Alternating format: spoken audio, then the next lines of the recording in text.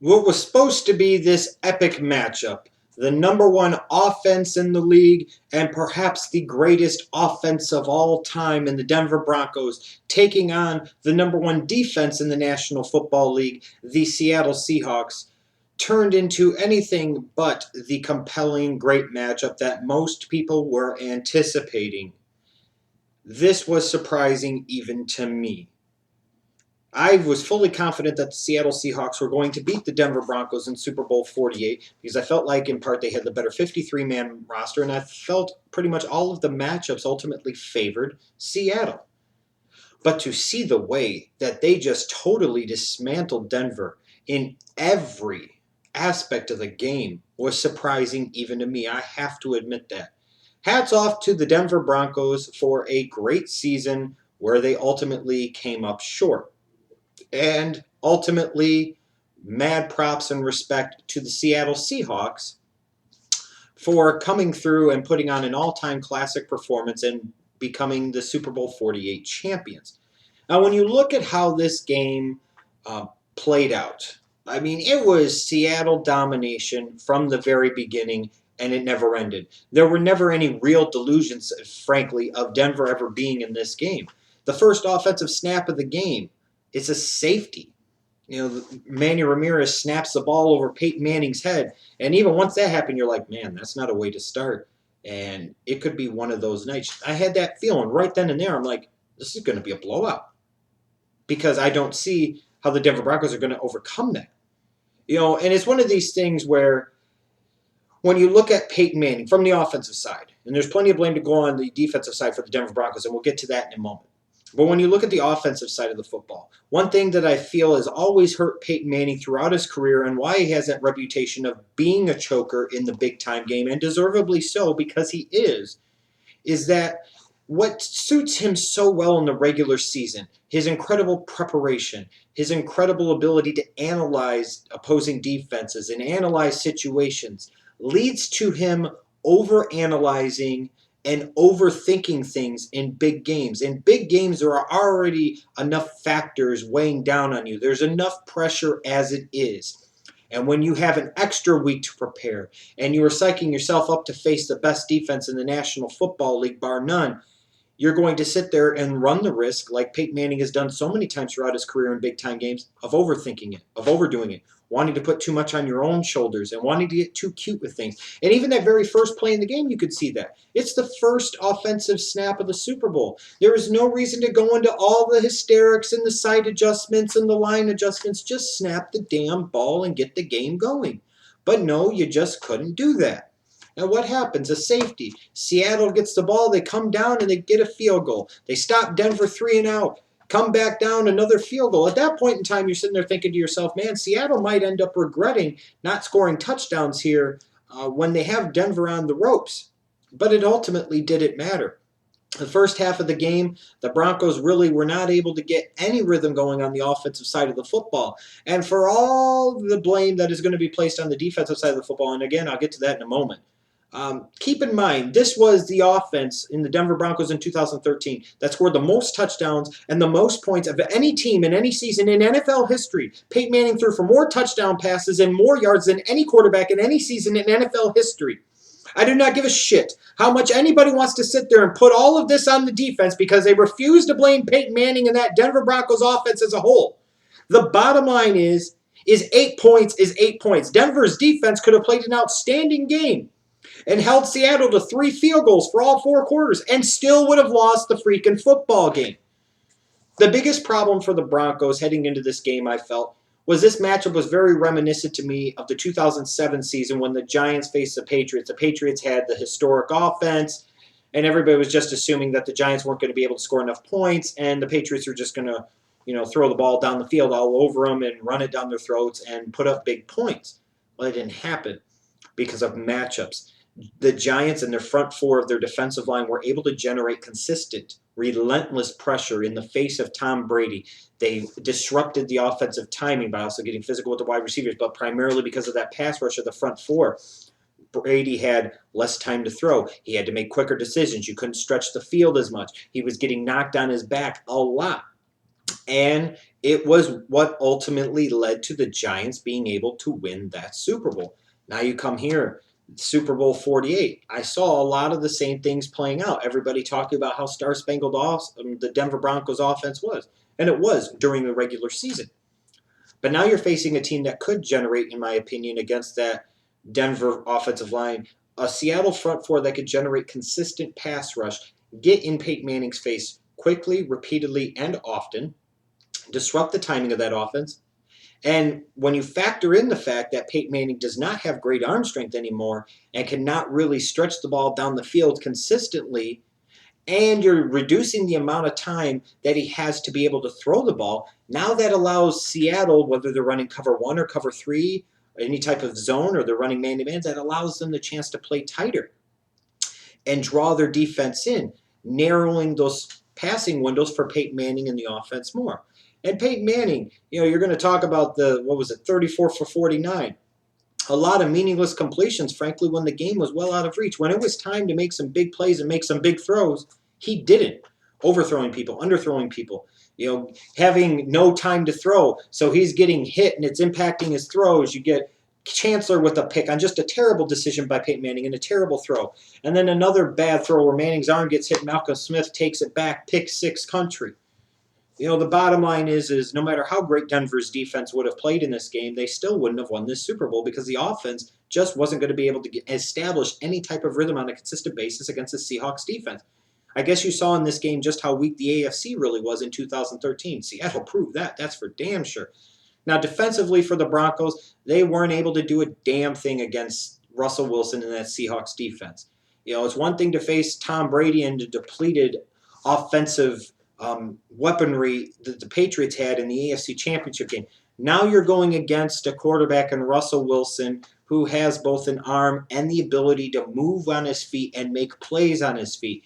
You have a Percy Harvin coming in as an X factor. He didn't do a ton offensively, but he had two really big, important runs, I feel, that helped set the tone early for the Seahawks offense.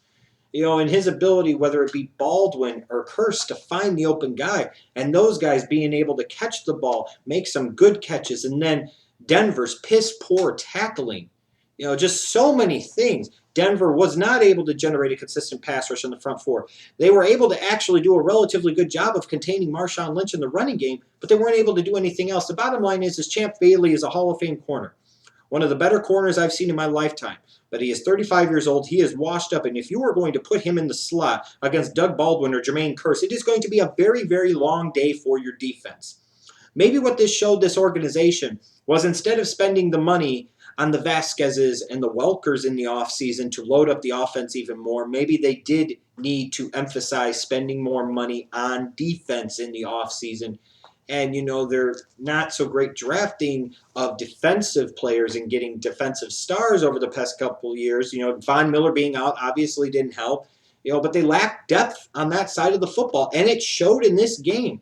Russell Wilson was able to do what he wanted. I never really felt like Russell Wilson was under any major duress or had any real pressure on him to make a big-time play. It was like easy breezy lemon squeezy.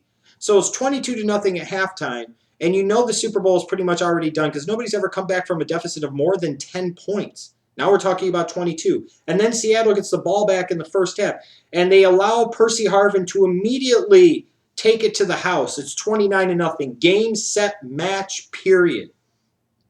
So you have Denver's offense, who wasn't able to get into any type of consistent rhythm, with a quarterback who, once again, like he always does in those big-time moments, in those big-time spots, overthinks things, overanalyzes things, and plays tight and doesn't allow himself to relax.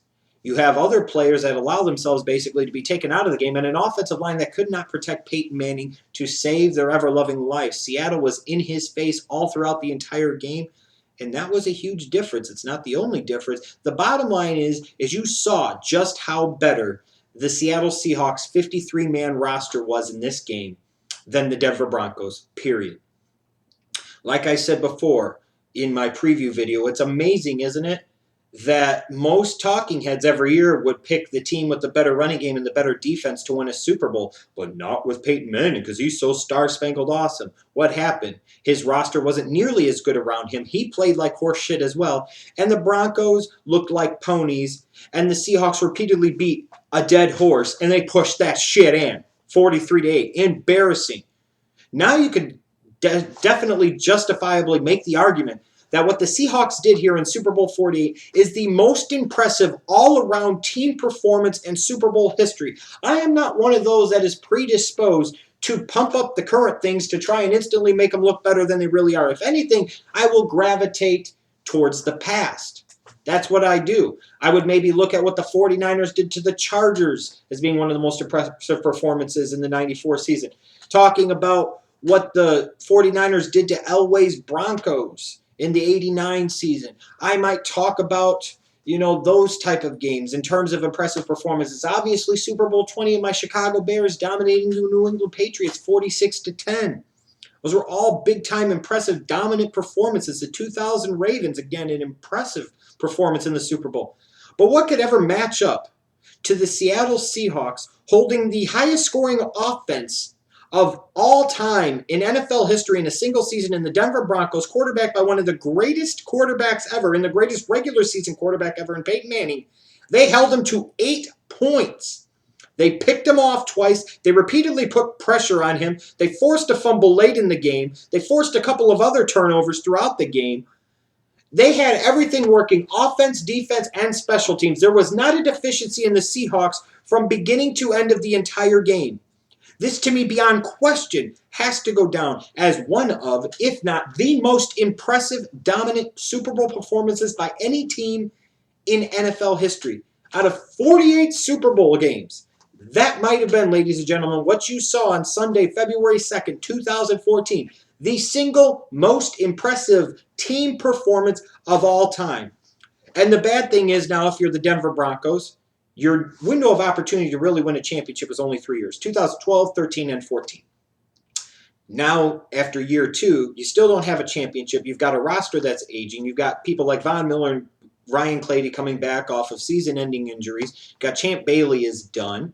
You got guys like Noshawn Moreno and Eric Decker and Dominique Rodgers-Cromartie that are all free agents. You got a lot of questions there. And history is clearly not on the side of the Denver Broncos. It has been over 20 years since a team lost the Super Bowl and made it back to the Super Bowl the next year, and that would be the 93 Buffalo Bills as part of their streak of 4 straight Super Bowl appearances. Over 20 years. Now, of course, a lot of people heading into the offseason and into the 2014 season are going to forget all of this and argue that history doesn't matter here and the Broncos will make it back and they'll win it this time.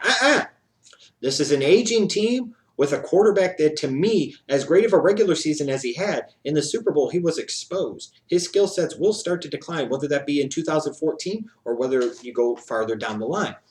But he might not have Moreno there next year. He might not have Eric Decker there next year. He might not have Dominique Rodgers-Cromartie there. You won't have Champ Bailey there. There's a lot of questions there. But then you look at the Seattle Seahawks. How fitting was it that not only did a defensive player win the Super Bowl MVP, it was a 7th-round pick in Malcolm Smith, who only was starting because of the injury to K.J. Wright, who was himself a 4th-round pick. A 7th-round pick was a Super Bowl MVP. That, ladies and gentlemen, is why the Seattle Seahawks have such a talented and deep 53-man roster. It's because of the ability to evaluate talent by general manager John Snyder and primarily head coach Pete Carroll, understanding the type of players they're looking for the type of system that they run. Remember all the grief that Pete Carroll got in 2010 for taking Earl Thomas over Taylor Mays? Nobody's questioning it now. Look at the round he took Cam Chancellor in, the 5th round. Richard Sherman the next year, 5th-round pick. Their franchise quarterback, Russell Wilson, was a 3rd-round pick. Mind you, in the same draft that the Denver Broncos took Brock Osweiler in the 2nd round.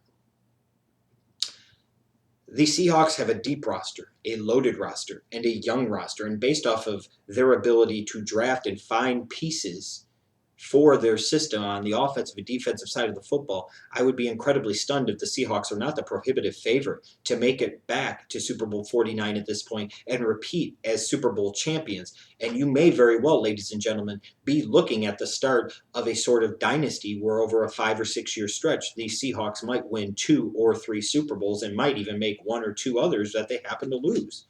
An incredibly impressive performance. Hats off to the Seattle Seahawks.